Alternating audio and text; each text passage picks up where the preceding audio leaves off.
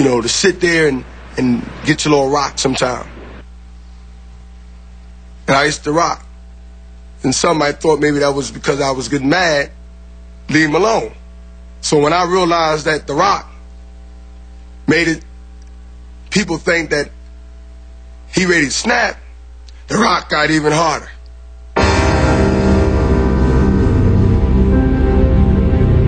Being in there, every day is dark. Every day in there, you gotta wake up and do the same thing. The whistle blows, yard out, yard in.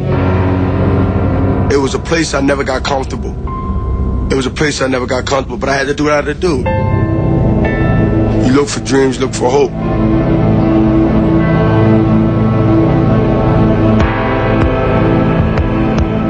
I joined the boxing program in prison in 1984. That's when the spark came back in there.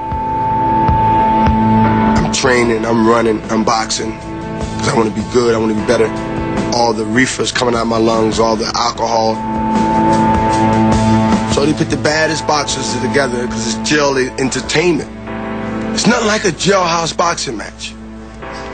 Referee that's an inmate, no judges, no rope, just a ring mat that if you run off the ring mat is considered retreating, a coward, because the thing is to stay on what's on the ground, which is basically 2 oversized blankets. And the gym is packed. I became the jailhouse champion. Your way out of the hood might not be the way Bernard Hopkins said, I'll box my way out. You gotta think your way out. Everyone has their natural talents, they just gotta find it. And when they find it, you gotta master it. How you gonna tell me that being in here is better than freedom?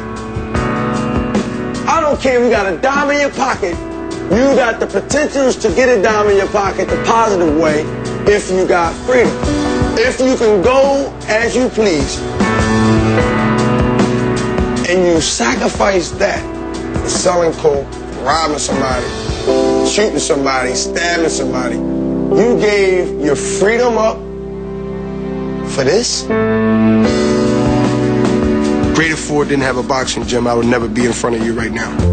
When I was released from prison in 1988, most of the people that I've grown up with was either on crack, dead, or left and no one knew where they went. I was very careful about who I hung with, who I talked with, and actually who I befriended. So I was a loner for a good part of that 2.5 to 3 years prior to meeting boxing people. In 1988, I turned pro and fought my first pro fight in Atlantic City. A guy named Clinton Mitchell out of Yonkers, New York. I lost my first fight. I lost my first fight as a professional. That right there should have maybe discouraged me. That's when Bowie Fischer came in.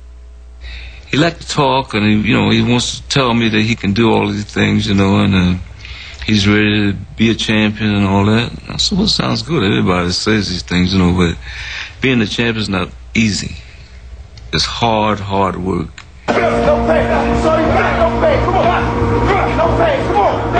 I knew fighters who train hard, I've only met 1 or 2 who ever trained like Bernard Hopkins. 44, 45, 46, 47. We became a team. About a month later, I said, we'll try him in a 4-round fight. This is a different one-sided. The towel will be coming in shortly. There it is. 4-round fight, first round, he blows the guy out. So we put him in another fight. He blows the guy out again. And South Carolina State as they get ready for their tournament. There's a left. Before you know it, he has 7, 8 fights and was undefeated, and things start clicking. That's right. Now walk away. I was in Baltimore fighting a fighter I was very, very impressed with. And I went down and Bernard did a job on him. And I said, oh my God, this kid is something. In the very attractive middleweight division, the left hook and it staggers Roy Ritchie. Closing in is Bernard Hopkins. Ready to go. I ran off 22, 23 straight wins with 16 impressive knockouts. The end of the first round. And Mercado is down. No pain, here on out. No pain. No pain. Then you begin to see a guy that really could put it together. You know, he start listening and he start believing in himself. What do you think his nickname is? Take a while. Let me guess. The Executioner. Yes, indeed. I had guys with masks, I had guys with the swords, and the whole costume and giddy up on being the Executioner. From that dressing room on into the ring the night of the fight, you can start falling apart. And you realize you're coming in with a master. I don't think he was not shot. That is a knockdown. That may not knock you out with one shot, but my God, is he going to do a job. He's going to absolutely break you down. Big left hand. He frustrates you like you can't believe. He does little things that I think are just magnificent. A little hype, a little showbiz doesn't hurt if you can fight. Well, I called Bernard's first title shot against Roy Jones in 1993 in Washington, D.C. Jones says that Hopkins is the best man he's ever fought. Hopkins says the same about Jones. That's why it's such a great match. Jones had been this celebrated Olympian, an amazing fighter, the likes of which we hadn't seen a whole lot of. And Hopkins was this tough kid out of Philadelphia. Hopkins with two left hooks again drives Jones into the ring. And was not yet a finished product.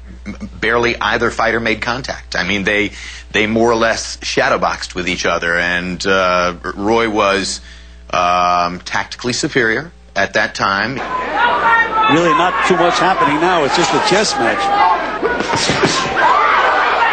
Well, he was ready, but he wasn't experienced enough for the fight. That was the only time in his career that Bernard was out of his depth, and I think he learned a great deal from it.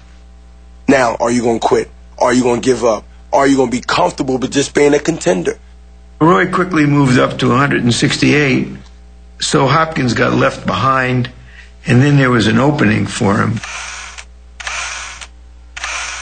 I fought Segundo Mercado for the IBF vacant middleweight championship that Roy Jones had vacated.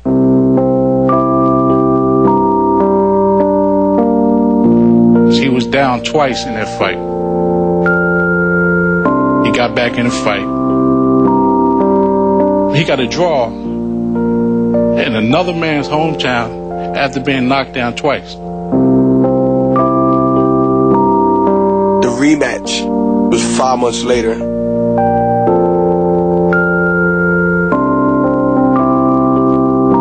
I knocked out Segundo Mercado in the 7th round for the IBF championship.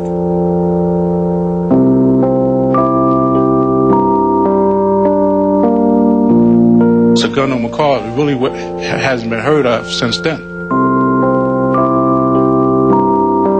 One thing about Bernard Hopkins, he ruins fighters. And if he fights them 2 times, they definitely are damaged goods.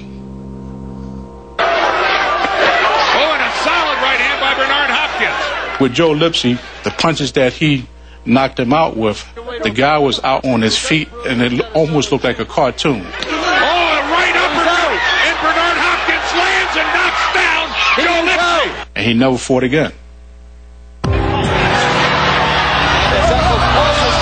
The talent pool wasn't very deep in the middleweight division itself at that point in time. And so he went out on a campaign to plead with people to give him a look, give him a chance. I know Don King is watching, and I want the winner at 54, 60, or Roy Jones at 68. Campaign comes on for this guy, and the campaign goes on for that guy, but the best campaign that I had was keep knocking guys out.